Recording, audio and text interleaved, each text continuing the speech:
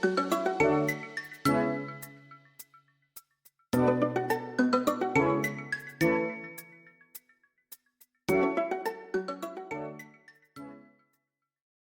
everyone, and welcome to another episode of the Shoujo Podcast, where I, Sarah, and my friend Joe continue to cover Revolutionary Girl Utena, our current shoujo series that we are recapping and discussing. Today, we'll cover episodes 7, 8, and 9. But first, let's gal pal, as people who enjoy shoujo are to do. What's going on, Joe? How's life treating you? I was thinking about how to answer this. Ooh. What could I say about my life that I think would be interesting? But the most recent thing that happened to me is I just made a really complicated sandwich before this, and then I sent my mom like a 15-minute message about me making the sandwich while I was not talking. It's like consumed my whole everything. So like the thing is, my girlfriend left, right? And she went out of town for 2 weeks, which means You're in all pieces. of the food in her You don't know what to do with refrigerator. yourself. Yeah, all the food in her refrigerator is going to go bad. So she gave me a bunch of like stuff that isn't going to last, right? So it's like perishable items. And for some reason, she had a lot of mushrooms. I don't know what to do with these mushrooms because, like, I don't really saute them. Yeah. I mean, I made an omelet. I made a mushroom omelet yesterday. Today, I was like, I'm gonna make a sandwich, but there were oyster mushrooms, which like are these kind of flat, slimy mushrooms. You know what I mean? Oh, you know what these are?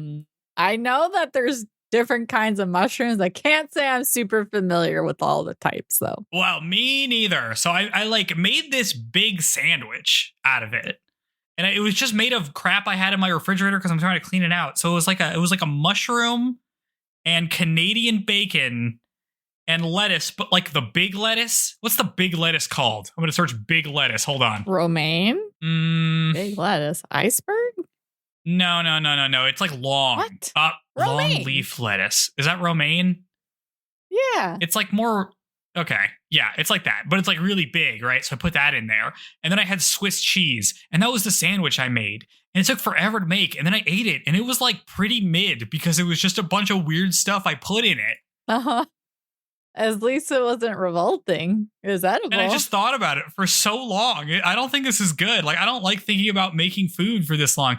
Like, the thing is that I like baking. I'm a baking guy because in that situation, you just get all the stuff they tell you to get and then you follow the directions and it's great. And you normally don't have to make any substitutions. You can kind of just do it. But if you do have to make a substitution, it's only like one thing at a time, right? Because if you substitute too many stuff, you're not really baking the thing anymore. But as long as you stick to the formula, it's pretty much going to work. But cooking isn't like that. Cooking is like, let's just add this in. And I'm like, okay, but I'm not going to look up a recipe to make a sandwich. What am I, a child? Yeah, no. I was going to say sandwiches, I feel like you just do it. You just put things together. That's what I did, but it was the most like I'm putting this together and I'm like, there's no way this is going to work. And it kind of did. I don't know. I'm still, I can't get into like cooking is like an art in a way that baking isn't. And I don't like it. I don't want to do art. I want to eat something that tastes good and uses my ingredients. That's what I want. Okay. So basically, I've really learned something baking's about very myself. structured because it's like kind of a science to get it to bake right, and you need the right ingredients, or else it's just not going to work. Versus cooking, it's like a lot more free flowing. Yeah, I think this ties to my deeper aversion to variability. I don't like it when randomness enters the picture or uncertainty. I want things to be certain, which is why I got a PhD in computers. The most certain thing, even though the current technology. It's all about generating random crap and hoping it's correct. I'm not going to talk about generative AI. Instead, I'm going to talk about KOTOR 2, a game that I played more of, but couldn't play that much more of because it consistently crashes when I try to leave that one planet moon. Oh. So I can't make that much further. But on Switch. I have 2 new companions. I have yes. I have Dark Side Lady, who I beat in a duel, and now is like hanging out. Vice, yeah. I have her. Cool. She's weird. She's a Miraluka, which is right. Like, you see with the Force or something. Yeah, she sees with the Force. It's crazy. She's also extremely bizarre of like a person. In all my conversations, I'm like, hey, you good? I know I beat you up. And she's like, why would anybody ever ask me if I'm okay? No one has ever done that before. And I'm like, all right, listen, it's not that deep. I just need you to not die on the ship. I'm not insured in that way. Yeah, so that was interesting. But then I got the real hero of KOTOR. I got HK back online. He's back. My murder droid is back online. That's right. You have to like just as much bits. as a grump as he was last time. And it's great. Love that guy. So I'm having a good time. I sure hope I can keep playing it and it doesn't just crash forever at that one spot. Otherwise, I'm going to have to do something. Well, when you play that, do you have a bunch of different saves or are you playing off just a singular save? I have a bunch of different saves, but like I can't. That's the only way you can progress. You can't leave. Like it's part of the story. You have to do that cutscene. It's just something wrong with that save that's crashing. I'm like, I think KOTOR is the game where I learned save a lot because things can just go badly and then you lose hours of progress. So, I'll play Baldur's Gate and have like, I think I hit over 1,000 quick saves on, if I'm being honest. I just like constantly just hitting that quick save, like just in case. Yeah, no, it's a good thing to do. But yeah, no, this is just. I think it's just like more than the first one so far. I mean, am I liking it? Like, how are you feeling about the story and characters compared to the first game? Because it is a different developer. I don't like what I did with my character build. It's kind of interesting. I feel like the characters are more interesting in 2. Like Kreia is super fascinating as well. Mm-hmm. And I kind of like that. And I like how you have influence with them individually. Mm-hmm. So yeah, I mean, it's pretty good. We'll see how it goes. I kind of like the stuff that happens midway through KOTOR 1, like story-wise and what's going on there. Yes. So we'll see if KOTOR 2 has anything like that. I'm not sure. But yeah, but it's been fine so far. I mean, the gameplay's like whatever, who cares? It's generic gameplay. It's basically the same. So, that's fine. Yeah. But that's good. Let's see. Any other thing from me? Oh, as part of my Disney watch along, we have reached the Renaissance. So last time we watched The Little Mermaid, we talked about that. This time we watched The Rescuers Down Under. Yeah. A movie that was very bizarre. What? Oh. I remember the cool eagle. Yep. There's a cool eagle. Kid, token child. And there is a token child. It's a very weird movie. Yes. It feels more... is it? Well, it's the first one that's fully digital. Oh. So that's when that kind of started. Is it a weird story or just visually or just... It's weird because it's like it's the Rescuers, but it's not really about the Rescuers. Like the What's-Her-Face and What's-His-Face are not in it super like a ton. Bianca and Bernard. I can't remember. Bernard. Oh... They're in it, but they're not really the main characters. It's mostly this kid that's the main character. How we all feel about kids here. It's set in Australia because apparently a couple years before that, Crocodile Dundee had come out and was very popular. So they set it in Australia, which I think is a very funny thing to do. Yeah. I mean, I guess if I think about it, I didn't see a ton of animated stuff, or at least as a kid in the US, I got to consume that space in Australia. Yeah. So it was fine. The next up, we're going to watch like Beauty and the Beast, which is like an all-timer. So it's just kind of funny to have this movie in between The Little Mermaid and Beauty and the Beast.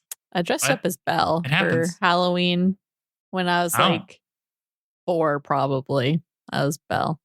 I was like, which one? Where it's like kid costume. It's the gold ballroom outfit, but it's got like her face on it. So it's not like a full, it's like, in case you can't tell, here's her face of the character that I'm dressing as kind of costume. Oh, that's funny. I guess that was pretty popular back then, though. I see. So that's where I'm at there. Nice. That's my update. How has it been for you? Beauty and the Beast. How's it been for me? Work has been good. It's finally, because it's been kind of like a transitionary time at work, but I'm feeling good this week, like feeling productive and feeling like I've been working on these things and they're about to go live. And so that's fun because anything I'm working on, then I get to see everyone's reaction to. So like, I guess I think I might have mentioned, and I showed it off on the stream, so it's not like a spoiler or anything, but we like are doing a makeshift plushie. So that's finally going to be like out there. People can start pre-ordering that. So that's like a thing that's been like on my to-do list that'll finally be done. And then another big thing is wrapping up. So yeah, personal life. Friggin' been playing Coral Island again. Basically, I was like, oh, Fields of Mystery comes out with a new update, and I want to play that. But I was like, I'm not going to play that. So let me just play a competing game for my time that's pretty similar. That doesn't have an update. So I just played a bunch of that. So I need to play Fields of Mystery for the update too. Love Island All-Stars finished. I'm glad the couple I disliked the most did not win. Traitors ends this week, and then I think Survivor season 50 starts. I'm on season 50, or I'm on season 44. I don't know if I'm gonna. Season 43 is Sarah's opinion. Season 43 is Survivor, the worst season. Just boring. So uninterested in that season. Oh, please tell me you've been ranking them after you watch them. I haven't, but I have found this guy who like talks about them. And like, okay, I feel just well, because there's like some sketch moments that's like, why aren't like I feel like podcasts are out at the time that this happened. Why aren't I seeing any like bigger discussions about this messed up thing that happened on Survivor? So it's like nice to see. Or I found this guy on Instagram who does videos and liking that. And then let's see, it's freaking February. It's still February. It's like pulled off for the time being, but I know it's not going to be for very long. And yeah, I feel like that's all I have, which is not a lot. Yeah. Not an exciting time for Sarah right now. Well, yeah. Can't do much in the cold winter, isn't that right? Well, it's not even cold, so I could do a lot, honestly. Yes. Yeah. I did find a new on Webtoon, a new webcomic called Press Play Sammy that I've been really liking, and like there's a lot of it that's just free to read. So I've been reading through that the past couple of days. That's been really good. Nice.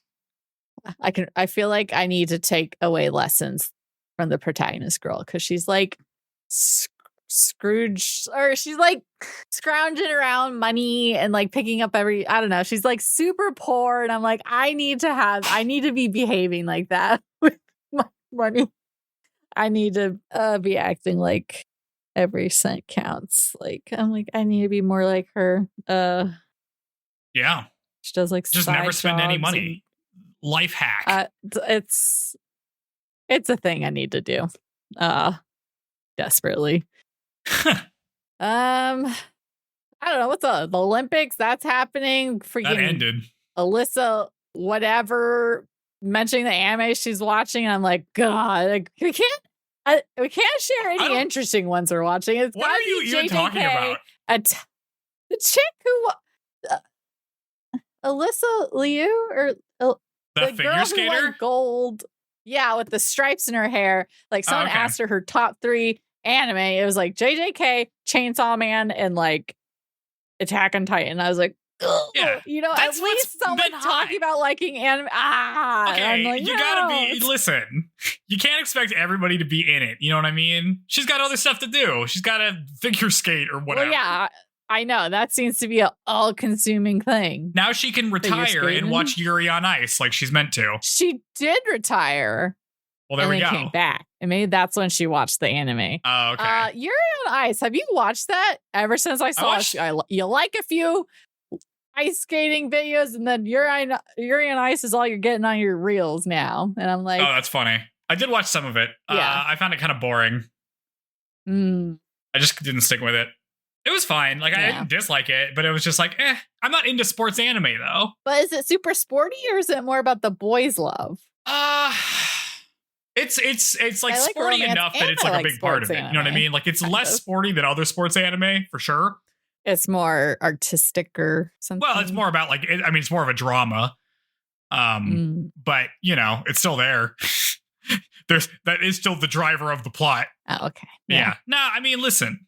Now she's got time to watch Revolutionary Girl Utena, what she should be doing. Yeah. You should recommend it to her. The next time you see her, recommend that to her. Okay. Will do. That's what you should do. If people like the stuff that's popular. I mean, you can't be a hater because people like the stuff that's popular. Some of the stuff that's popular isn't that bad. I didn't watch that Chainsaw Man movie, but maybe it was good. The next stuff coming in Chainsaw Man, I am kind of excited for. JJK is fine. I just didn't like that we're thirsting after girls left and right, and I watched like 2 episodes, and I was like, okay, don't be a little creep, my guy. He's just a horny dude. Whatever. And that's actually all he is. He is like nothing. He's like a shell of a person, and that's what the story is about. Which is good, except man, it takes a long time for it to pay off. But it does pay off. But it takes a long time. I think Kiki's Delivery Service is coming to IMAX for the first time. I feel like I saw. Oh, that's cool. That's a cute movie. Oh, that's a cute movie. Oh, I saw a movie this weekend.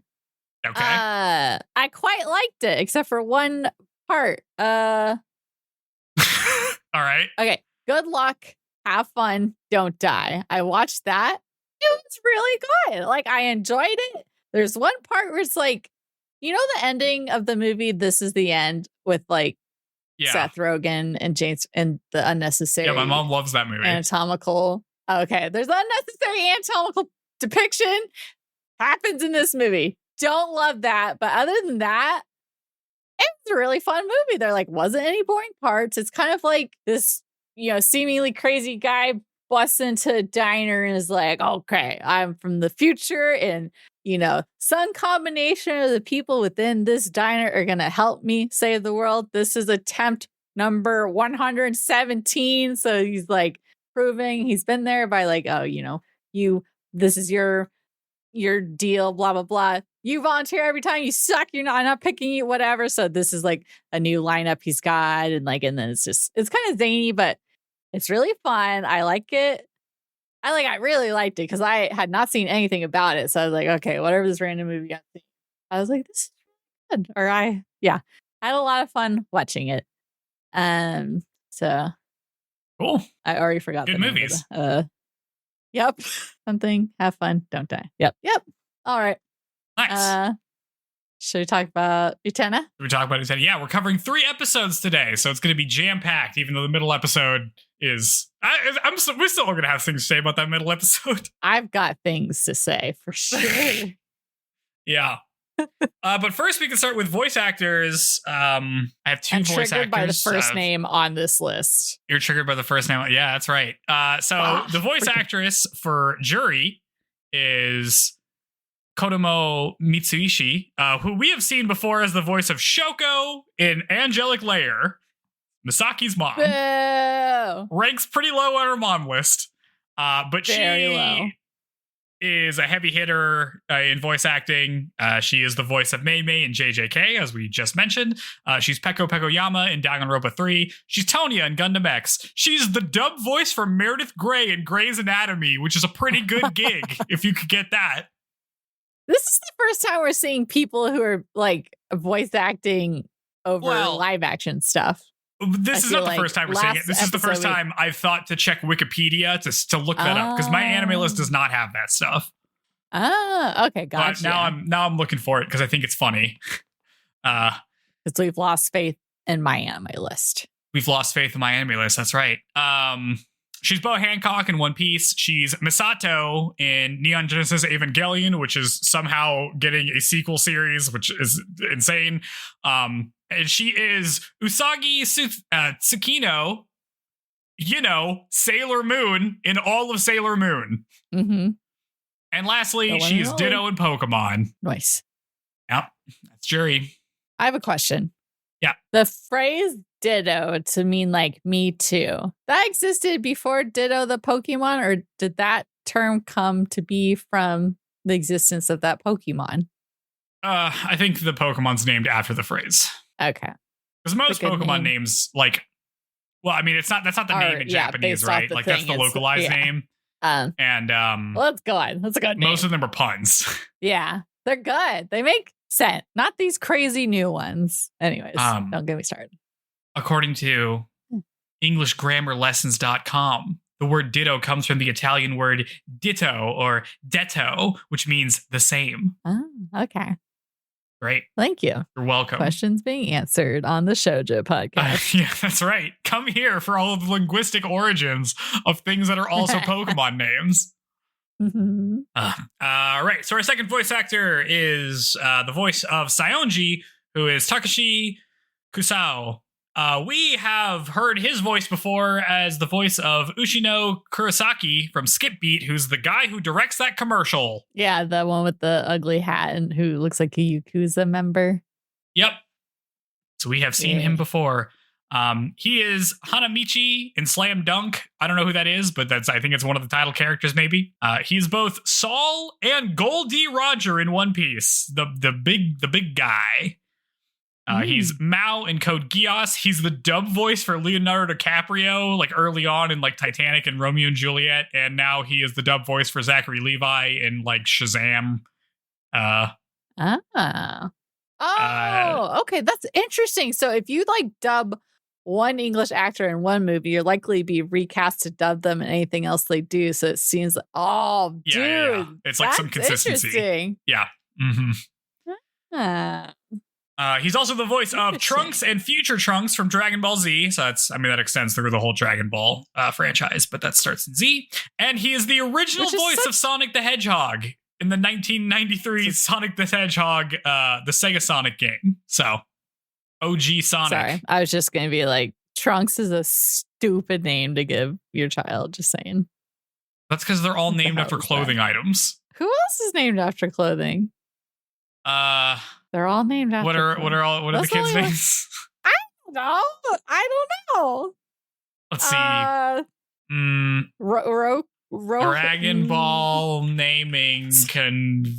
Because I know that like everybody is like vegetables. The Saiyans are vegetables. The Namekians are musical instruments. This is like a thing that Dragon Ball does because it's very goofy. It's like litters of kittens and puppies at shelters where like you just name them all from a thing. Bulma is the shortening of brassiere, or it's bra. It's bra. Oh. So I think of Bulma and I just think of episode 1 where he like smacks her bits from the first Dragon Ball where he's like whacking her in the groin. Like, are you sure you're a lady? Oh yeah. I don't know if I've seen Dragon Ball. I've seen like episodes randomly, but I don't know if I've ever actually watched it. I probably should. Nudity of baby Goku. Just nuts. Yeah. I missed out on that. Crazy. I had the first one of box set.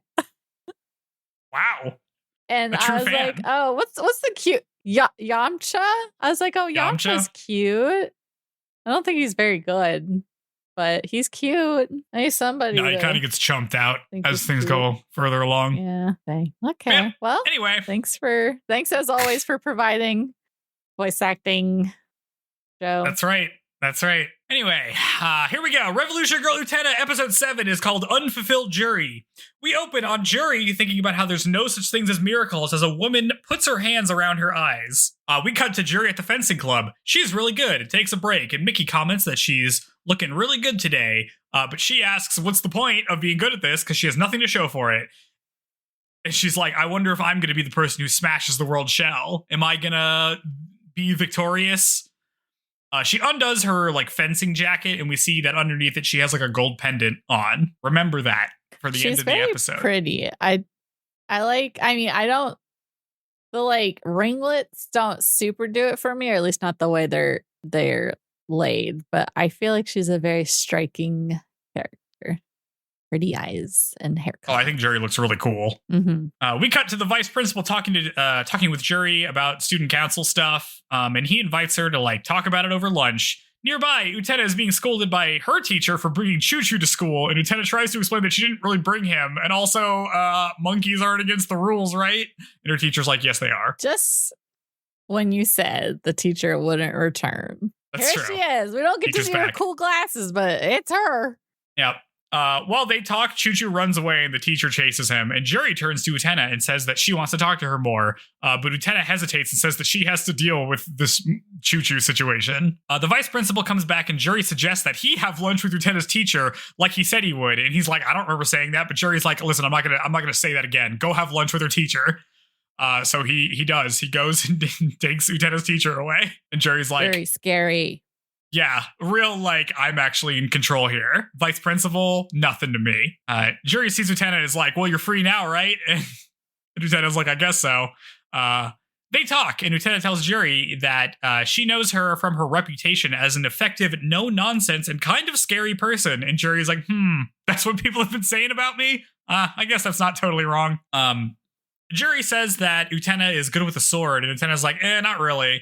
Anyway, are you on the student council? Are you going to like try to duel me to win Anthy? And Juri doesn't answer and instead asks Utena if she knows why they're after the Rose Bride. And she explains that apparently whoever engaged to Anthy will gain miraculous powers to revolutionize the world. Finally, somebody's telling her something, or she's bothered to ask. How long? What time has passed since this all started?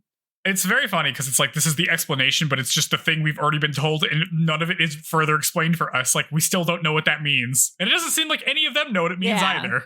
We know. Well, at least we knew. I feel like Utena, she's not listening to them in their freaking elevator speech every week. That's true.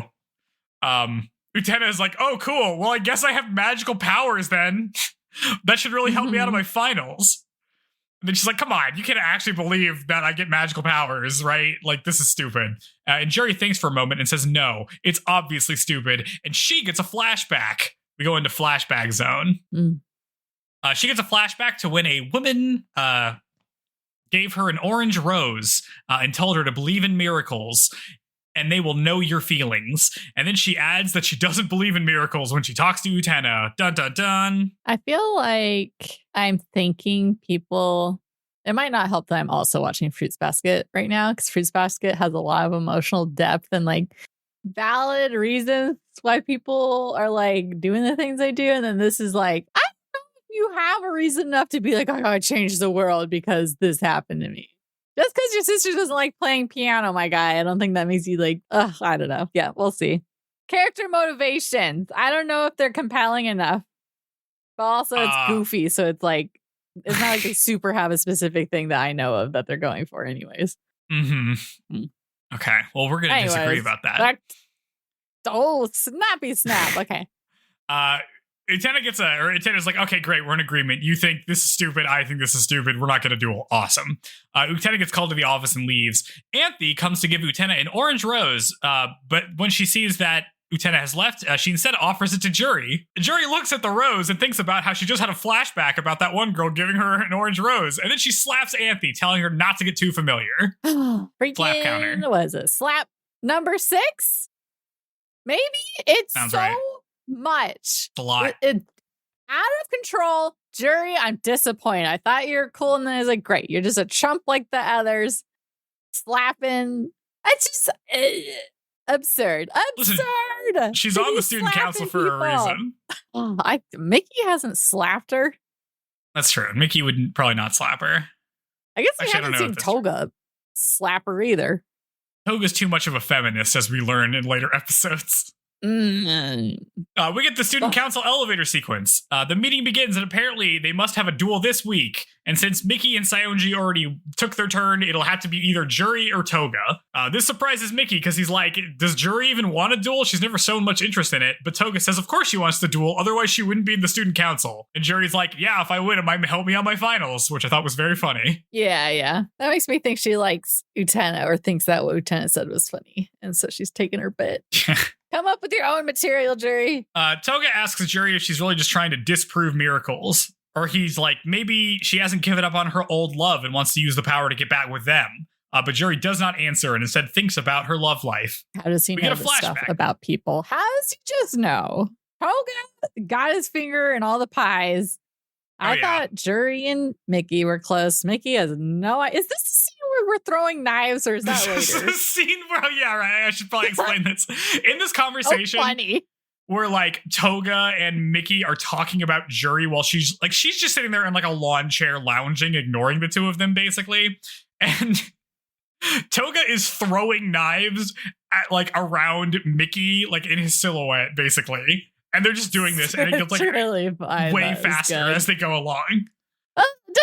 He like blindfolds himself at one point to like just escalating the absurdity. Yeah, it's very good. I love that. I like that. Yes, it's very funny. It was really good. The student council just like has their meetings while doing various bullshit. It's very good. It was just so much like this show is just crazy. This scene here. Let's talk about super serious stuff, but also be totally ridiculous at the same that's time. what I want. Otherwise, it's just like you have a bunch of characters talking and having a discussion, which is fine, but not very interesting to watch on screen for like an animated thing. Like, in actors, it's like they can act in their face and stuff like that. You can't really do that with animation. So I'm all about just make weird stuff happen on screen while this is happening.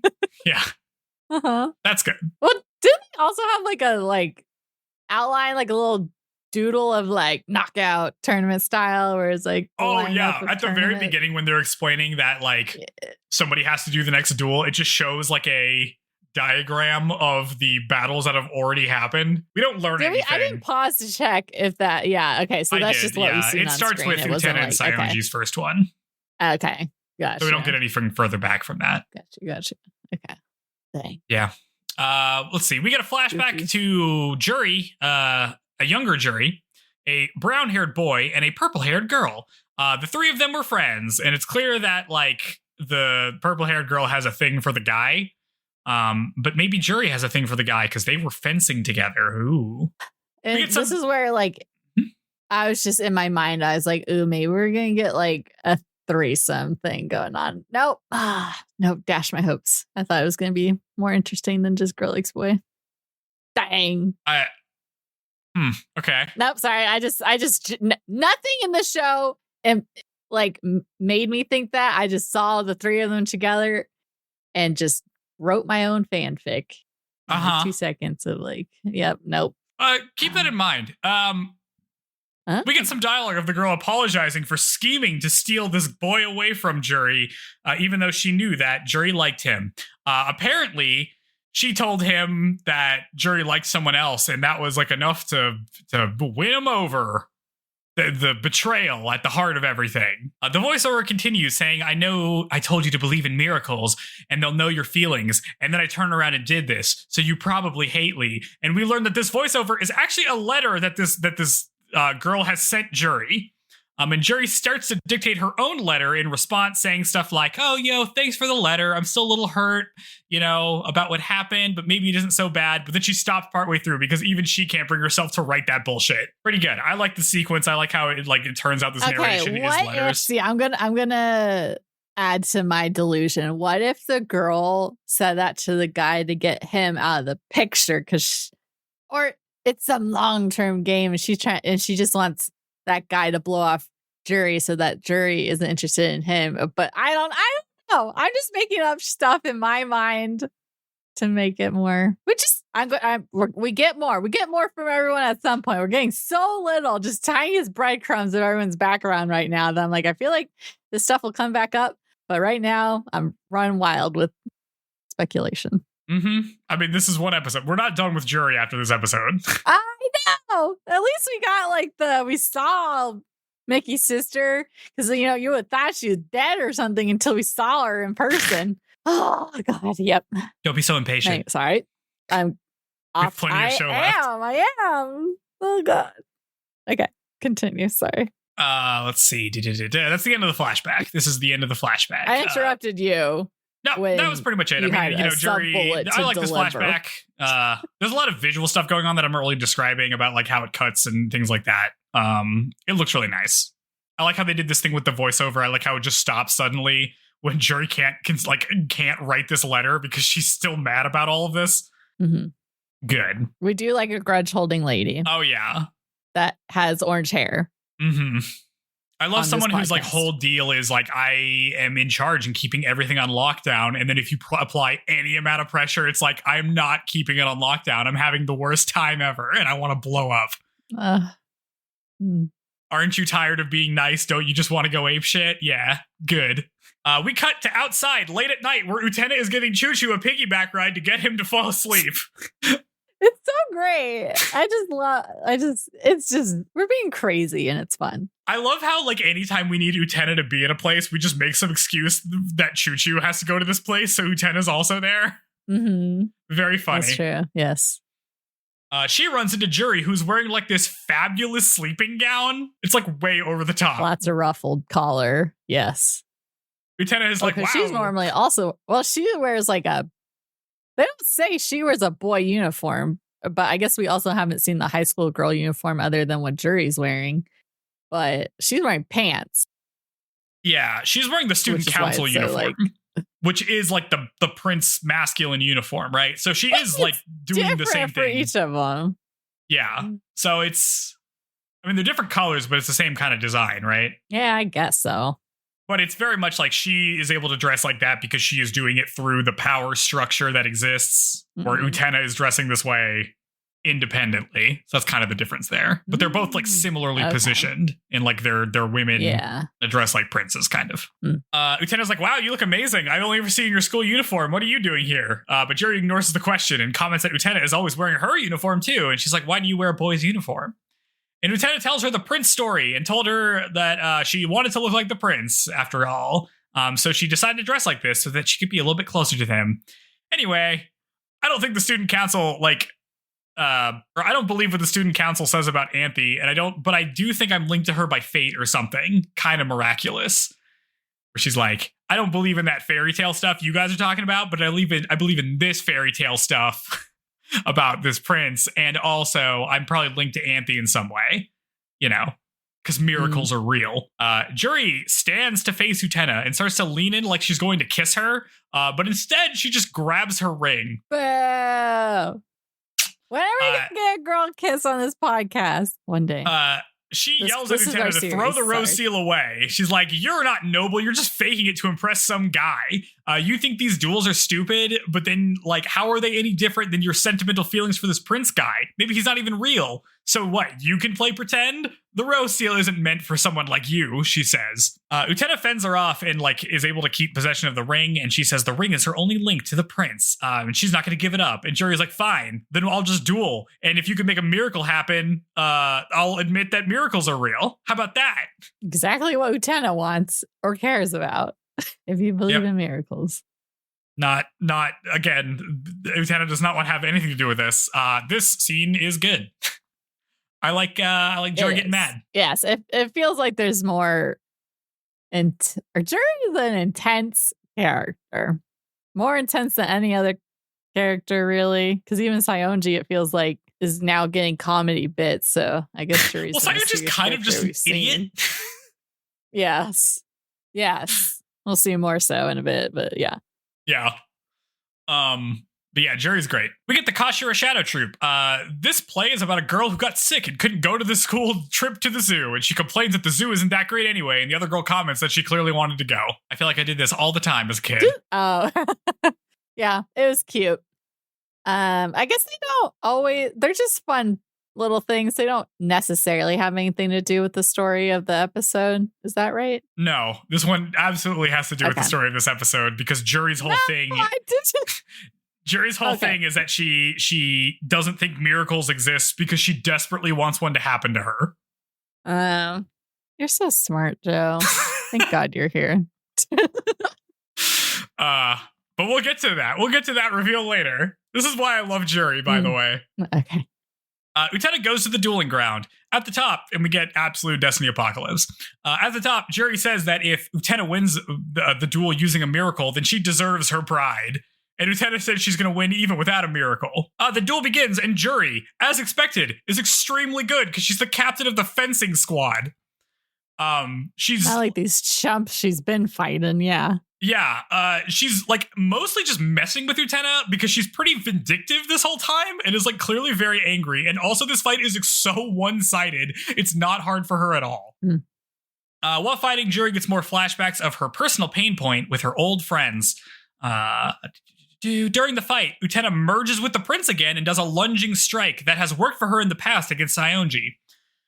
But this time, while thinking about how miracles don't exist, Juri parries it and disarms Utena, throwing the sword of Dios into the air, and it's cool as hell. Mm-hmm. This is, I think, the payoff for repeated sequences for me. And Utena's going to do this in a couple different times. When you have a sequence that gets repeated, I think the effect you can have is when you break that sequence, which is like what happens here, right? Because we've seen this like lunging pose she does a couple of times, and it's always worked, and here it doesn't. And it's like surprising. It's like very effective. And that's why repeated sequences are cool sometimes. Anyway, Juri has Utena. I can understand that. Mm-hmm. Yeah. Okay. This is the show where I notice it the most because they do it, obviously. They're going to do it more later on. And I really appreciate it. Well, it's like they haven't, because sometimes it's like, it didn't take that long for us to get to the point where they changed it, where some show it feels like it drags on forever and you're like so over it by the time they do anything. Yeah. So like still, it doesn't feel stale by the time they're changing it. Yeah. Let's see. Juri has Utena down on the floor and is about to end the duel when suddenly the Sword of Dios drops down from the sky where it was thrown into the air. Right on Juri's rose, like stabbing it into the floor, and she loses the duel. Juri, who's like, that was pretty cool. It was pretty cool. Mm-hmm. Juri is like totally astonished, and she turns to Anthy and says that was just an accident, not a miracle. Anthy comes over and congratulates Utena for winning and tells Juri that she wishes that the person she loves knows her true feelings, and then hands her an orange rose. But Juri does not take it and leaves. At least she doesn't freaking slap her again. Oh, you slapped her, Joe. Everyone's slapping her. You have to work to earn my respect back. Uh-huh. That doesn't mean it's okay because everyone else is doing it, Joe. I'm not saying it's okay, but like, these people are real. Everybody's doing it. Later, Toga asks Juri if she still refuses to believe in miracles, and she dodges the question. She says that if Anthy really does have the power to revolutionize the world, then she wants to take it with her own hands. And Toga says, so you haven't given up on miracles then, as he leaves. Juri looks down at her pendant and opens it, revealing that the person she loved was not the boy she was friends with. It was the girl that betrayed her. And she closes the pendant as we cut to credits. What? Oh, I must have missed that part. It's so critical. It's so critical to the episode, Sarah. Damn. Okay. Fuck. So I was like doing chores as I was watching it. It's Sarah. Okay, I missed the part. This is why you're like, it was just about some boy. I thought it was going to be like a love triangle. I'm like, it literally is a love triangle. This is the one time in like fiction I've seen where it's actually a triangle. Okay. All right. Okay. So she liked the girl. The girl didn't know that, but assumed that she liked the boy, and she liked the boy. So she just forsake their friendship for the boy when they weren't even in competition. Yes. Is that a good read? Okay. Yeah, it's pretty much that, right? So like, Revelation. Juri is... Look, I watch an episode, I still am not. And this is why Juri is so angry, right? It's like not only does the girl she had a crush on like think like to her she's like, I just betrayed Juri and that's why Juri's mad at me because I like stole this guy from her. But really it's like not only did you like betray me, like do a personal betrayal to me, but also you're the person I'm into. Like you don't understand my feelings at all. So it's like double layered and it's really good. Yeah. And it's finally a love triangle where all the vertices point to a different vertex, making it a real triangle, unlike what we call a love triangle, which isn't actually a triangle. This one does it. Yeah. Isn't it tragic when girls are pitted against each other good. I like this. For heteronormative romantic relationships? Yeah, I mean, I can see like even if it's like she didn't expect the girl to return her feelings, but just to like be thrown under the bus or be disregarded just as friends for that would have been hurtful. And then on top of that, it's like she was into her too. So yeah. And I guess assuming two knives in your back. I'm assuming we'll run into this chick at some point. Yes. We're not done with Juri. But like this is why you have the scene where it looks like the boy also looked interesting enough to return again as well. Because he had like a flower intro. They had like the frame on the screen when we saw the boy for the first time. Mm-hmm. Yeah. So I'm like, oh, maybe he's important. But like, this is why we have the scene where it looks like Juri's about to kiss Utena. Yeah. Like, that's what's going on here. It's like Juri is not over it, clearly. I mean, we know that, right? And like, the whole thing is like this is why she's constantly being like, oh, I don't want to, like, only morons believe in miracles. They're not real, because the one time she did, it like burned her so bad because it was that girl who told her to believe in miracles. And she's like, oh, they'll hear you, which kind of sounds like you're flirting with me, maybe. But it turns out not only are you not flirting with me, you're actually like trying to undermine me in a scenario that I don't even care about. I feel like I'd like to retract some previous statements. I just didn't know. I didn't know. Yay! So we will maybe get girls' love if it even if it's not our main girls, which I'm starting to think is not going to be our main girls. I thought it was going to be Utena and Anthy, but I'm starting to get I feel like they're not going to be a thing. Did you watch episode 9? Or Utena's not okay. Yes, I did. Okay, we'll talk about it when we get there. I missed the end of that episode too. I mean, yeah. God, we'll find out, I guess. We'll talk about that episode. That one, they don't do anything explicitly romantic. It's just kind of romantic in the framing of the thing. Okay, fine. Let's get to our freaking bit bonanza of episode 8. I want to keep talking about this episode because I love Juri. This is great. Okay. I like all of the scenes that happen in this episode. I like the look on Juri's face when when she realizes she lost the duel is so great. And she like turns to Anthy. She turns to Anthy. Well, she's like, I totally smoked you. Because she was like the whole fight. Because I mean, the sword comes out of Anthy. Does Anthy have some kind of external power over the sword to sway it to go? Because she wants to stay with Utena. And does Juri know that? And that's why she looked at her or something, you know? I mean, it's a good question, right? Because she does summon the power of Dios, right? Like the power of Dios comes from Anthy, which is the sword. But there's also the prince, which is like who Utena like melds with. But that doesn't work when she does it this time. Well, she's also not aware that it's happening. Right. She isn't totally aware that it's happening. The melding thing. Mm-hmm. Too bad it's not Soul Eater where Anthy becomes the weapon, huh? That'd be crazy. I mean, or maybe we get to that point. I mean, she's not becoming the sword. The sword is its own thing. But she is like an instrument that is imperative to the duels happening. Coming out of her. I mean, I do like how... Well, hey, this is the My Happy Marriage thing with the she thing. Oh my God, the sheath thing. I guess she is a sheath. I mean, she does unsheath the sword and hand it to the prince. So that is just true. She is the sheath of the sword of Dios.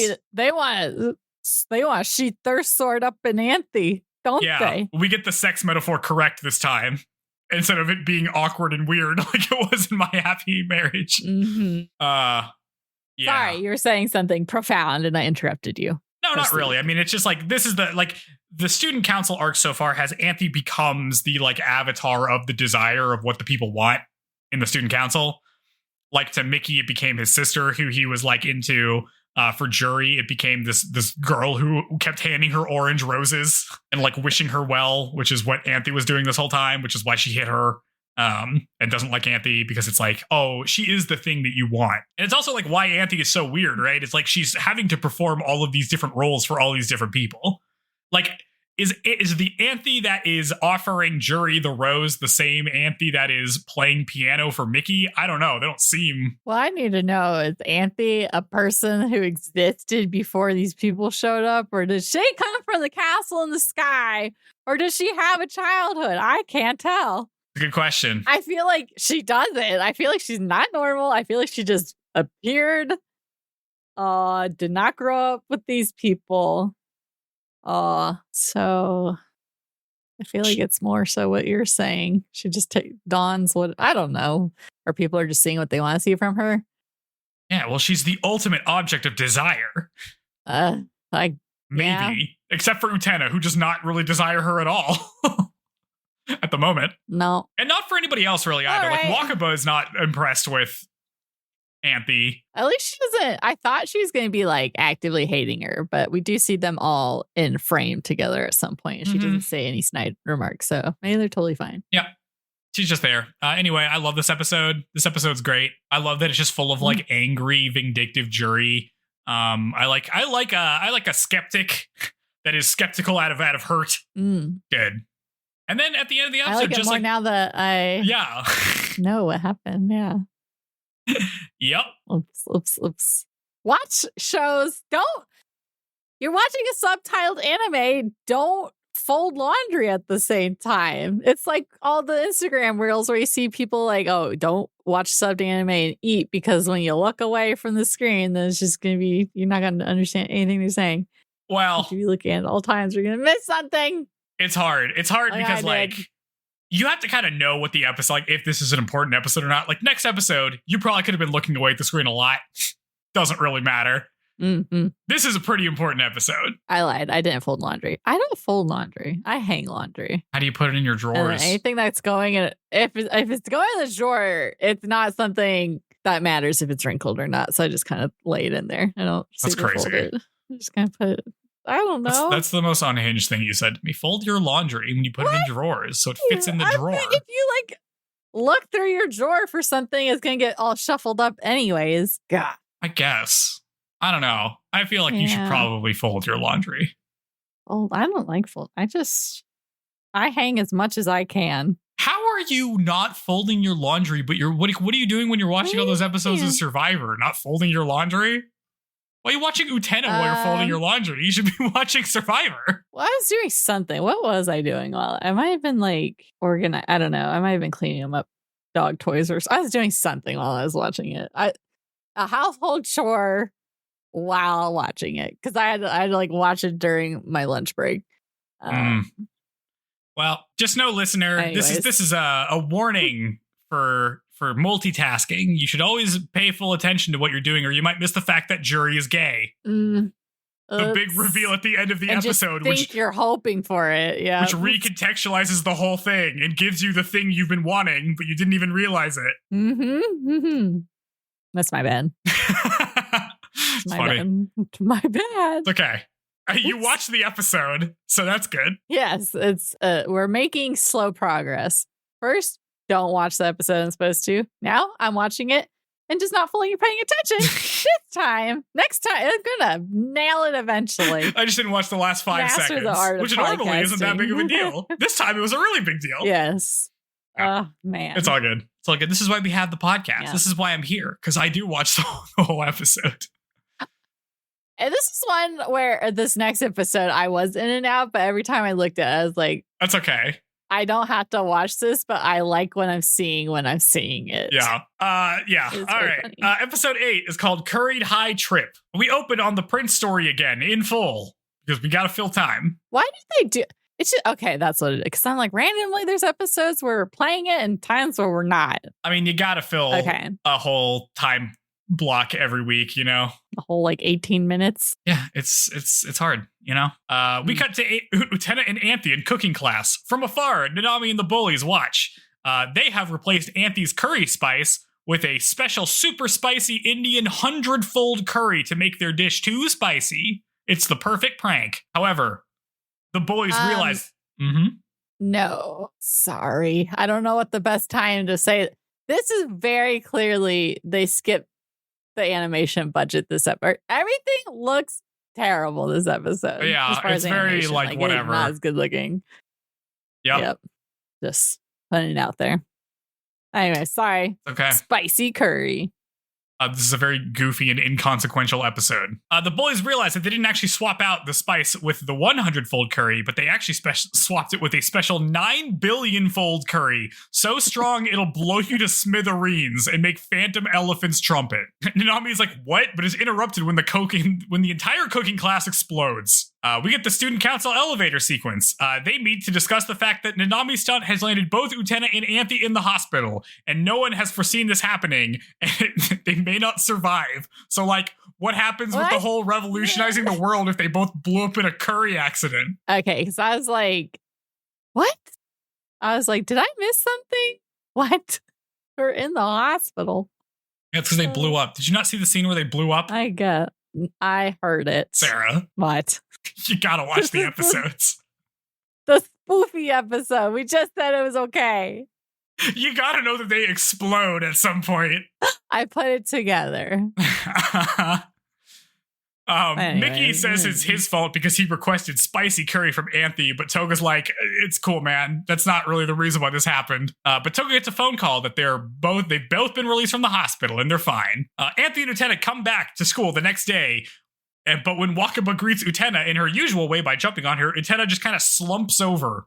And it becomes clear that Utena and Anthy have swapped bodies. If you swap bodies, your strength is physical, and you would think you would be strong physically, and not your strength wouldn't just transfer with your personality. Just saying. Yeah, also your voice wouldn't transfer, but that happens here too. Yep.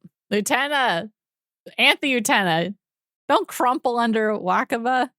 She just slumps over. You're going to make her be very self-conscious. Yes. It's very funny. All of the scenes where they draw Utena as Anthy is so funny because it's like I mean, Utena it demonstrates how important it is, or how like the same character can look so different. Like it's like it's so clear who's who based off like facial expressions being unique to each character, even though it's like facial expressions, the poses that they're making, how they move. Mm-hmm. I mean, this is just like, I don't know. This is just like fun animation stuff of like, I know that they have guidelines for characters about like, this is how they stand, this is how they move, that kind of thing. And just seeing it in the show, like reflected back is the most like, oh yeah, when you animate characters, they like follow a certain way so that they feel like the character, and you could just swap those and they feel like each other. That's fun. Anyway, Utena as Anthy are confronted by the bullies again, who slap her again. Tick that counter up one more. But this time, Anthy slaps them back, and Mickey and Nanami, who've been watching, are astonished that Anthy would slap someone back. We get a montage of Anthy doing Utena things and Utena doing Anthy things. The boys have been taking pictures of them and report back to Nanami, and also they're selling these photos because everybody thinks of them acting out of character is appealing. And like everybody buys them, including Mickey and Toga. Toga asks Nanami if this is somehow her fault. And then Utena and Anthy show up and accuse Nanami of this being her fault. And Nanami is baited into admitting that it's her fault on accident. And Toga tells her to go and fix it by going to get more 9 billion curry spice so they can reverse the effect. Otherwise, she's not allowed to go home. So Nanami and the bullies head out to India. And it's funny. This is such a... Because the like... him seeing them off on the plane with the sunset thing feels so iconic. Like, I feel like that's just a thing that you've seen in old anime before. This is where it's like, I'm just digging the antics of the bullying Nanami from here on out. Very fun. The framing of this is very funny because he's like, you need to go get some. And Nanami's like, yeah, I'm going to go get some. And then everyone's like, and the bullies are like, wait a minute, doesn't that mean? And then it just cuts to him like standing his back to the camera with his wind blowing. And then an airplane just takes off in front of him. It's very funny. It's very good, yeah. And they kept like pausing, like freeze frame pausing where like the bridge is on top of them. And I keep thinking we're about to cut to the Kashira Shadow Troop, but we haven't done it yet. Right. Anyway, so throughout the episode, we're going to get little gags of Nanami and the bullies traveling through India, doing some like Indiana Jones type stuff. And every time they get attacked by elephants, regardless of where they are, that's the gag. Yes, it's fun because they'll have like, they're like in water. There's just elephants surfing behind. It's just crazy. Yeah, it gets progressively less plausible. They look like African elephants and not Indian elephants, if you ask me. Indian elephants are way cuter. They didn't distinctly make them Indian. Whatever. So unimportant in this gaggy. Continue. Yes. We do get the Kashira Shadow Troop now, and they explain the concept of divine justice, which is basically just karma. Anthy and Utena continue living in each other's bodies. Utena is not happy about being Anthy because Saionji keeps hitting on her. They run into Saionji. Awful. It's pretty bad. They run into Saionji, and he drags Utena off to the storeroom. Utena decides that she's going to pretend to be Anthy since Saionji hasn't been clued into the body swap. He's like the only person who doesn't know somehow. Saionji, he's an idiot. Because he's pretty stupid. Saionji tells her that it's been 2 weeks, but now it's time for them to explore their love for each other. And Utena's like, I'm sorry, what? But Saionji tells her that their bonds are real and they need to do this secretly. He opens his shirt and Utena thinks he's about to strip, but really he's just doing that to take out an exchange diary he keeps under his shirt. He gives Utena the diary, telling her that she needs to write her expressions of love to him in it. Later that evening, Utena wonders what she should do. He's you know that character, the kendo guy from Ranma 1/2? He's kind of like that guy. It's just stupid yes. and I forget what that guy's name is. I mean, Kuno. I mean, it may be like based off of that character, to be honest, because Ranma, when did Ranma come out? Like the 80s or something? I think so. Leading into the 90s, maybe. The kind manga? of that vibe. Where at first he seems really 87. formidable and blah, blah, blah. And then, but yeah, no, it's exactly that archetype of guy. Ahead. Of like, I'm in love with you. Here's me doing romantic stuff and not paying attention to your reaction at all. Against your, wishes. Later that evening, Utena wonders what she should do. She's like, he seemed pretty sincere about this whole diary thing. And if he and Anthy are actually in love, maybe like I shouldn't be getting involved in this. Because it sounds like they've been doing some stuff. Anthy shows up and is like, oh, hey, it's Saionji's exchange diary. And she's like, well, be sure to write something in it. Utena's like, wait, hold on. Shouldn't you be writing something in it? But Anthy's like, but you're Anthy right now, and I'm Utena. And Utena's like, I mean, yeah, but like it's not appropriate for me to write in it. So Anthy's like, oh, if it's not appropriate, that's fine. And throws the diary away. Anthy explains to Utena that she was just doing it because Utena didn't say not to. But she's like, oh, but if you don't think it's inappropriate, then I'll just stop doing it. Whatever. Utena feels bad and is like, fine, whatever. I'll make an entry in Saionji's dumb exchange diary. And then we can all just forget that this happened. I feel like this is because she's not physically the Rose Bride. Like we're seeing, this is what Anthy would be if she didn't have these obligations. Like she'd be like, forget that fool. Not my problem. Kind of. It's happy doing her own thing. Utena is very funny here because it's like I also would feel compelled to do something, even though it's like Anthy clearly doesn't care. But Utena's like, but I think you seem to kind of care because you did this on your own initiative. Like it wasn't me telling you to do a thing. So now I need to honor that. But also I don't give a shit because I don't like Saionji and I don't want to write in his stupid diary. It's very funny. Later that night, she tries to think of something to write, and then she reads some of Saionji's previous entries and see a picture of him that he drew defeating a bald Utena in a duel and then gets annoyed. He called her ugly. She's not ugly.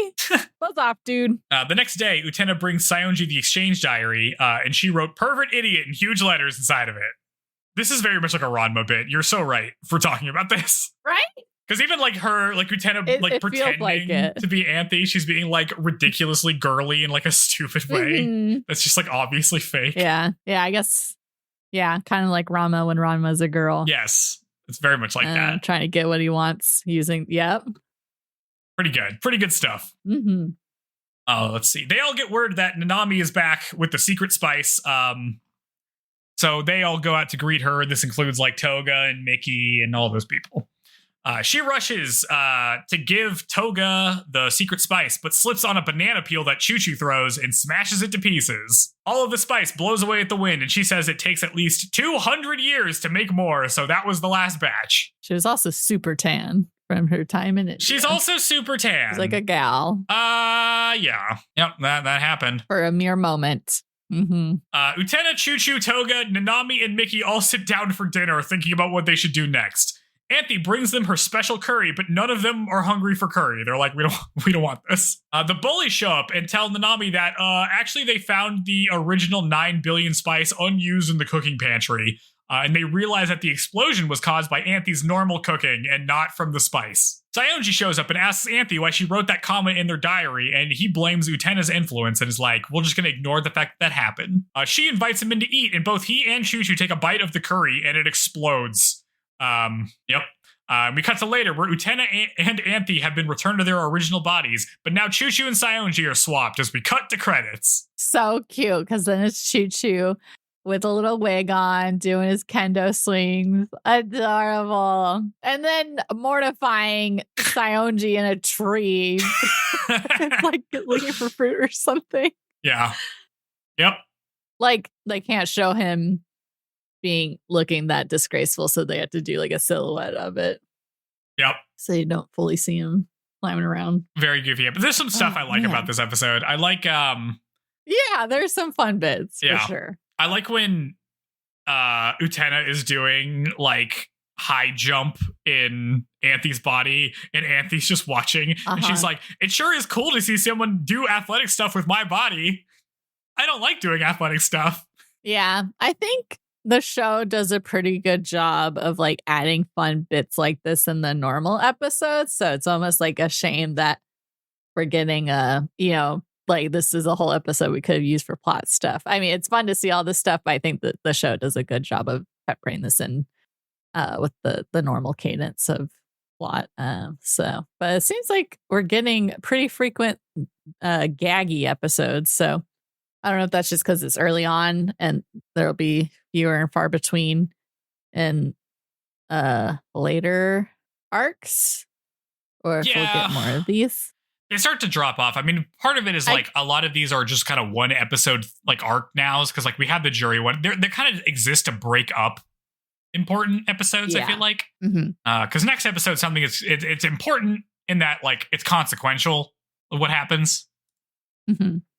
Yeah. Let me look at the other seasons and see how many kind of gag episodes they have. They have a couple, not as many. Yeah, they kind of tone it down. Fun to work on these. Like, you think they just turn it over to someone like, hey, have fun with this random episode, and they just go nuts like writing it, or because I don't know. I guess we'll talk about the manga eventually, but I don't know if the manga. I mean, the manga is only 2 volumes, right? They're like big volumes, but there's just 2 of them, so it's like they don't have the time to spare with that. So I would be shocked if they dedicated a lot of space to that. This feels kind of like just like gag episode of the week kind of thing. Usually those, like, if Nanami is getting into some weird shenanigans, it's like a gag episode. Yeah. I was scrolling through like the thumbnails for future episodes. It looks like she's going to be more prominently featured in it. So yeah, I mean, she is a character. We're gonna get some serious stuff with her. But like, I mean, there's episodes called Nanami's Egg. You know what I mean? Like, we're going to be doing some goofy stuff later on. Yeah. But yeah, that's this episode. I don't have much to say about it. It's kind of fun. It's kind of goofy. I don't know. Yeah. Is it racist about India? Maybe. Who knows? I kind of want a Choo Choo plushie now. Choo Choo. It's like, unfortunately, I do like Saionji Choo Choo, even though I don't like Saionji. I think it's very funny when he has the kendo. It's great because he can't talk. Yeah. Yeah, it's pretty good. Oh yeah, Choo Choo's great. Choo. Does just choo mean like, isn't that like the sound for kiss in Japanese or something? What does choo mean? Maybe. I mean, it's an onomatopoeia, right? So it's just like whatever. Okay. I don't know if it has like a set definition. Like Googling if there's a Choo Choo plush. Oh God, it's terrible classic Utena plushies. That's a thing that exists. Oh hell yeah. Oh boy, we're getting sidetracked. We can't get sidetracked. We have a whole last episode to talk about because we did 3 episodes. Yeah, that's right. We gotta get to it. Oh wow. Those are some plushies. I kind of like the Anthy one. Yeah, the Anthy one's kind of cute. Because you don't have to see how weirdly disproportionate the legs. I mean, the one that looks the strangest is Toga, I feel like. Toga looks pretty bad. This is a very bizarre screenshot. I can't stop looking. Like their heads are a little too big, or like their shoulders are a little weird. I guess Sega used to make plushies. Is that cool. There's like Sega branding on this. Nice. Okay. Plushie. Yeah. All right. You want to go into episode 9? Utena, episode 9. Episode 9 is called "The Castle Said to Hold Eternity." We open a bunch of girls gathering to watch Saionji and Toga have a kendo duel, and Utena hears about it and goes to see it for herself. We see Saionji and Toga square off, and they strike at one another, and Toga emerges victorious. Toga's like, "Oh, don't look so mad, old friend," but Saionji is not happy about it and says that he absolutely will not lose to Toga again. Utena thinks about how Toga still might be her prince, even though it doesn't really seem like it. She's like, "I really hope it's not him, but it could be him." I hope it's not. We cut to Anthy in the garden. Saionji comes along, but is blocked by Choo Choo, who gets into a fight with a frog. Utena shows up and asks Saionji what his deal is. He says he's going to beat her in a duel and retake Anthy, but Utena counters that he can't even beat Toga, so why does he think he's going to beat her? But Saionji dismisses this. He's like, "We've had tons of duels over the years. We've been friends for a long time. It's not a big deal." But then he reaffirms that he's not going to lose to Toga anymore and that he will possess Anthy. And Utena's like, "Okay, listen, if you like Anthy so much, if you love Anthy so much, why don't you try to, like, you know, court her in a usual way instead of trying to win her in a duel. That's weird. But Saionji says he needs to win her in a duel or else he'll never beat Toga. And we get a flashback of Toga beating Saionji in a duel as like teens and then caring for his wound. Queens. Because Toga is being very weird and manipulative here. Toga is a bizarro character. Sometimes it feels like an old man inside a teenager's body, and then he's saying baby in episode 1 and 2. He says feminist multiple times in this episode, and it's so funny. Utena is like, oh, so you're just doing this as like a contest with Toga. Do you even care about Anthy? Is she just a pawn in your game? But Saionji counters that if he possesses Anthy, he can take possession of eternity. Just like this one girl wanted one time. And we get another flashback. We get a flashback of Saionji and Toga getting caught in the rain as kids. They happen upon a church that's having a funeral service, and a man asks if they've seen a girl around their age running around because her parents died, but she ran away and they haven't been able to find her. Toga and Saionji decide to go look for her, and Toga goes into the church over Saionji's protest that it's too scary to go in there. And inside, they find 3 rose-sealed coffins. Toga opens one of them, and inside we find a pink-haired girl. Who could that be? She tells them... Who could it be? Who could it be? Who do we know that has pink hair and was in a coffin one time? One person. She tells them that she's in there because her parents are dead, but there were 3 coffins, so this one must be for her. And Toga's like, I'm a feminist. I'm going to help you out. And they try to reason with her, but she isn't budging from that coffin. And she says that if everyone's going to die anyway, I might as well stay in here. There is nothing in this world that is eternal. Toga turns to leave, and Saionji's like, shouldn't we do something? But Toga responds that if he wants to help the girl, then he needs to show her something eternal. We cut to a little bit later, where eventually the girl leaves the coffin, and Saionji suspects that Toga did something and is envious of him about it. He's like, this guy's always a step ahead of me, and I hate it. Back in the present, Saionji tells Utena that eternity dwells within the inverted castle above the dueling grounds. We cut to a student council meeting where Juri tells Toga and Mickey about Utena's backstory with the prince, and Toga says that she's a romantic, but also gets an idea. Maybe I can use this story for my own ends. Later, Utena thinks about her prince and wonders if she'll meet him again. Toga surprises her, and they talk about the castle at the dueling arena. And Toga says that the castle is where she'll meet her prince one day. And Utena's like, oh, you heard about my backstory, huh? Toga grabs her by the hip and says that her prince was someone like me, right? But Utena shoves him away and leaves. Later, Saionji gets a letter from End of the World.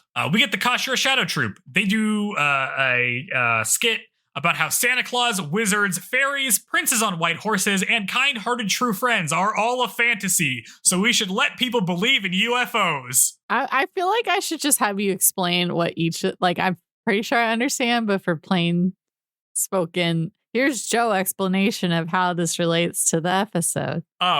This is just foreshadowing the stinger at the end of the episode about how true friends are a fantasy, and everybody's just scheming. Which is what Toga's doing. They don't seem like friends. It's dinner time, and Utena can't find Anthy. She gets a phone call from a mystery man that is clearly Toga, who tells her that Anthy has been taken to the dueling arena. We cut to the dueling entrance. Saionji is dragging Anthy there against her wishes, and he tells her that they're going to go into the castle where eternity is. But Anthy is adamant that she cannot go to the dueling arena without the champion, but Saionji does not care and smacks her. And then he tries to open the door. 8, 9? Surely we're at 10 smacks by one an episode at least, it feels like. It's a lot of smacks. It's wild. Yep. Later, Utena shows up to the dueling grounds entrance and finds... She should start... So sorry. Sorry. I interrupted you, and then you were going to push through, and then I was like, I already interrupted it. I'm going to edit the thing. I'll edit it out. What were you saying? She needs to wear a face mask, what little... I was going to say... You know how you put little dogs in the vest that has spikes on it so they don't get snatched by eagles? She needs a face mask that just has a bunch of spikes on it so people just stop slapping her. Oh, yeah. She needs a cheek piercing or something. Anyway, she needs something. She needs to be a bubble girl or she needs to wear the fencing outfit at all times. Yeah. Later, Utena shows up to the dueling grounds entrance and finds Saionji passed out in a pond. Were you about to say something? No, I'm sorry. I'm just God, I feel extra bad about it. I don't know what's wrong with me today. I'm extra bad about interrupting. I'm just admonishing myself. Okay, it's part of our charm. It's too much. Utena wakes Saionji up and asks him where Anthy is, but Saionji snaps awake, realizing that Anthy is missing. And they both see that the dueling arena gate has been opened and rush inside. They make it to the dueling arena without the montage, I might add, and find a gigantic rose statue holding a rose-sealed coffin inside of it. The coffin opens to reveal Anthy inside. Saionji freaks out and rushes towards the coffin, but sorry, that song's a banger. It's a shame. It's a shame. We don't get the but it's not a duel. Like, you get the montage when they're doing a duel. They're not doing a duel here. Gotcha. Saionji freaks out and rushes towards the coffin, but it suddenly raises up on a pillar as many pillars start to sprout from the ground, including the one under Utena, who suddenly raised up on a pillar herself. The whole area starts to shake and the castle seems like it's going to fall, and Saionji laughs and says that he's finally going to have eternity, and then a piece of the castle falls directly on him from above and crushes him. I was like, he dead. He dead. Bye-bye. That's right. The pillar Utena is on starts to collapse, so she hops from pillar to pillar in order to reach Anthy. And as she does, Anthy bursts from the coffin and they grab each other's hands in a scene that feels kind of romantic. I don't know. Maybe. Okay. I didn't pick up on that, but you've seen it, so you know. Well, I mean, this is an interpretation. I probably need to rewatch this scene. God, what was... Sorry, this has been a weird day of... Like, I was productive in work, and so I guess all other aspects of life, I've lost it for the day. Failing to function properly. Okay. That's why I'm here. So I got these summaries. Continue. Yep, I appreciate it. I'm going to rewatch it now while we're... Rewatch it now? While we're in the podcast? Well, I'm just going to look at to see visually if it looks like they're like gazing into each other's eyes or something. Okay. Continue. I'll keep going. Let's see. Suddenly, the scene resets, and the castle is still spinning above them. Saionji is not crushed, and Utena and Anthy are crouched only a few meters away. Saionji realizes that it was all an illusion, and he's like, this is wrong. This is all wrong. I was supposed to save Anthy this time. This was supposed to be my moment, and I was going to gain eternity. He freaks out and unsheaths his sword and walks over to Utena, who's busy trying to wake Anthy up. Anthy wakes up just moments before Saionji is about to strike Utena in the back with his sword, but as he does, Toga jumps in the way and takes the hit instead. He falls into Utena's arms and says that he did it because her prince was a guy like him. You're really trying to hammer that home. Oh, yeah. Saionji realizes that if he has struck Toga. If they don't listen the first time. Yep. Yeah. Saionji realizes that he has struck Toga and drops his sword and is like, why do you always ruin everything, Toga? And then Toga responds, it's because he's a feminist. Later, in the hospital, Toga, if you just keep saying it, if you just keep saying it, it's true. What's wrong with me today, Joe? Stop me. I'm trying to give these pauses so you can talk. I should pause for longer. I'm sorry. Something's wrong with my brain today. I'm trying to go a little fast because we've been running a little long. 3 episodes is kind of a lot. Okay. Back to twos. All right. Oh my God, you're right. Continue. I think we should, we can talk about it in a second. Last bullet point. Later, from the hospital, Toga, surrounded by women, calls end of the world and tells him that Saionji has got expelled for attacking him. And then he adds that anybody who believes in friendship is a fool as we cut to credits. How do you know it's from the hospital? Well, he's like sitting in a bed and like he's got bandages on him. It's like maybe he's not in the hospital. He's just more in a like bed. he's in a castle or a palace. That's true. With like fancy like draping over the bed, like there's like 3 women in the room with kind him. Of vibe. Yeah, they're like lounging on him. It's There's crazy. a lot. Yep. Yes. So what I can gather from that, it just seems like he's the puppet. Is he the world? Is he the one pulling this? I mean, he sent a letter, but it's like a letter he faked that letter. Saionji believed to be from the world. Mm-hmm. Okay. Yeah, he fakes that letter. Well, like he's not into the strings world. and in everybody's business. Mm-hmm. Okay. They're manipulating everyone. We saw it with Mickey, but it's like Mickey's being manipulated by a toddler. But Saionji, who I guess he's had in his pocket for a while, he's expelled now. Tis but flesh wound, no blood. I guess we can't show blood in this show. just get slashed in the back and it cuts your shirt open to reveal your hot bod, but no blood. Yep. Yeah, of course. It wouldn't be hot if he was bleeding everywhere. And his streak that's in his hair now is the cosmetic thing that he did because he didn't have as a kid. Yeah. Unless it's some rogue shit where like we get a flashback and he has some stressful thing and he gets this lighter streak, but I doubt it. I think it's a vanity thing.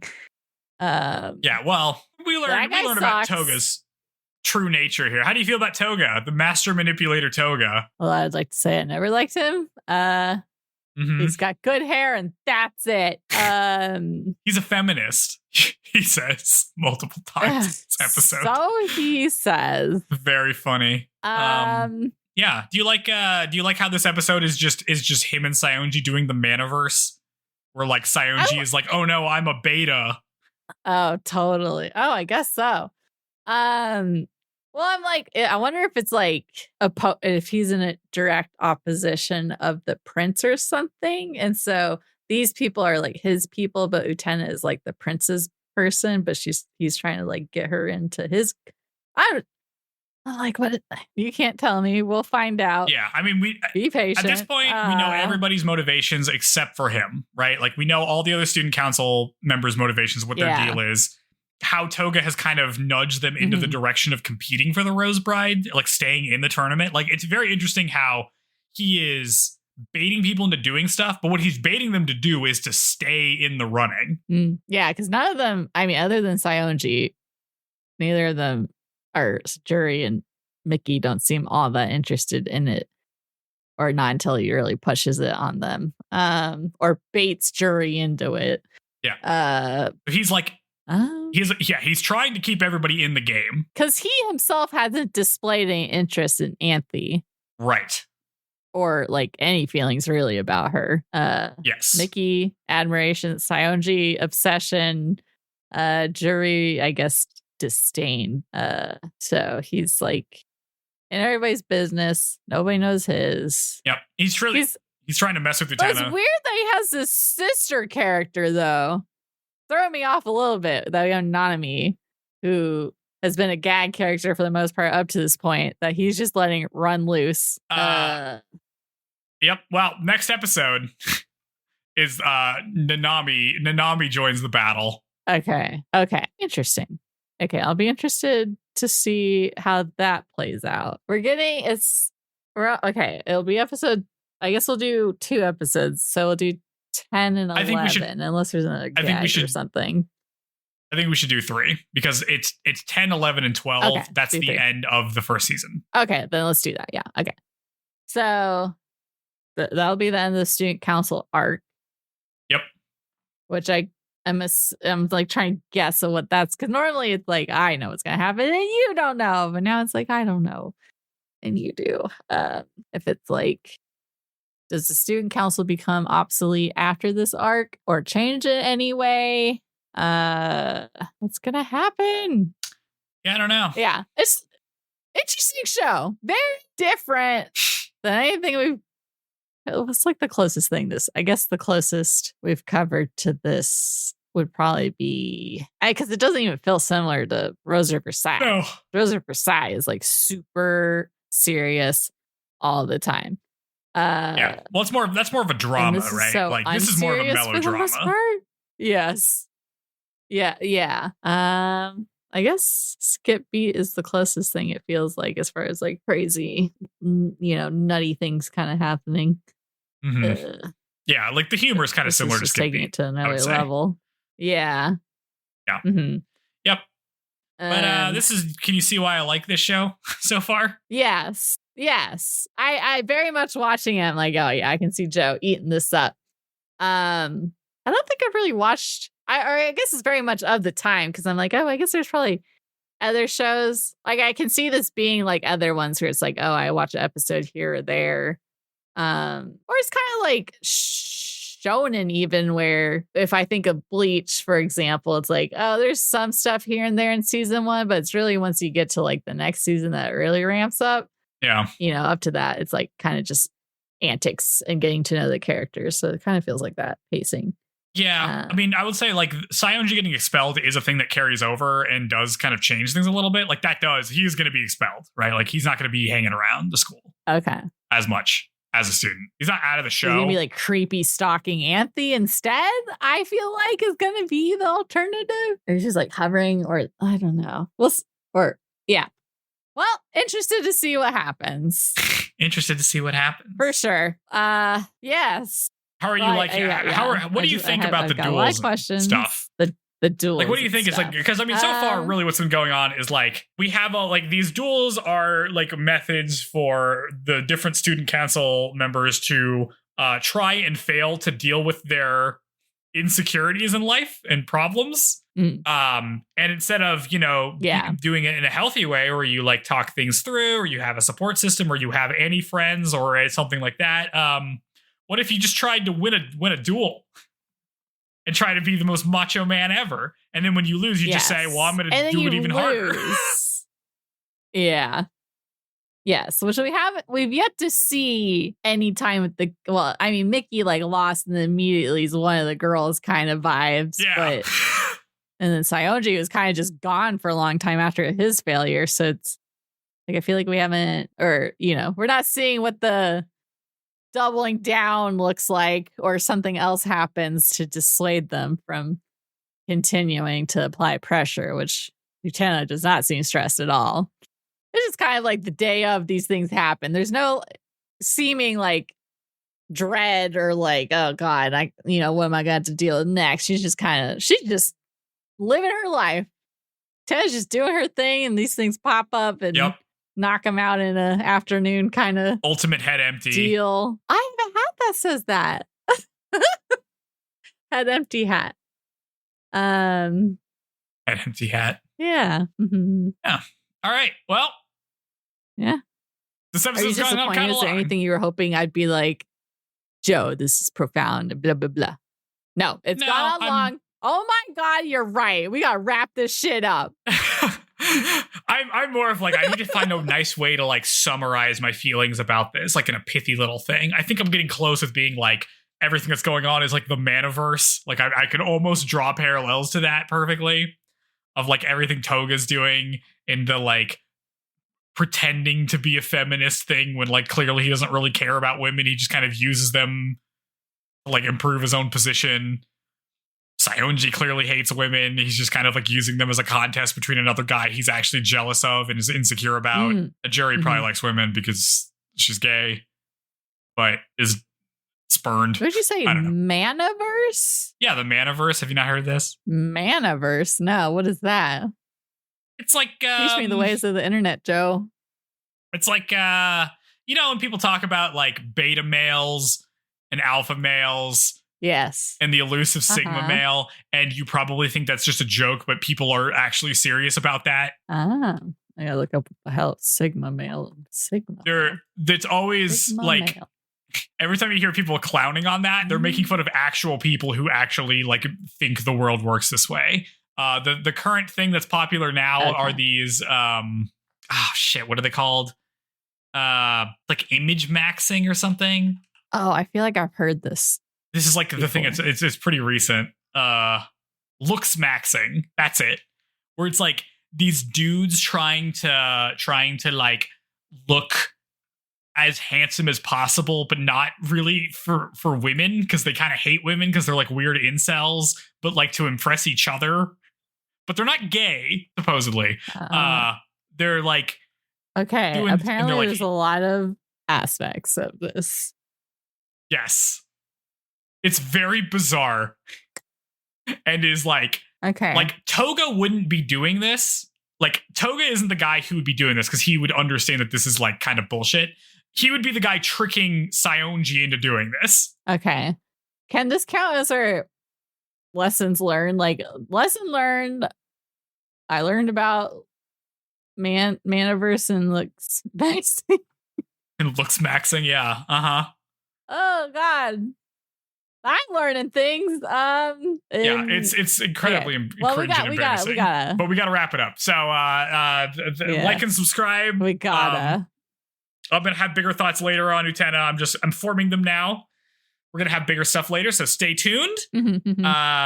Rate us 5 stars. Tell your friends about us. You don't need to look up the Manaverse. It's okay. You don't need to look up looks maxing.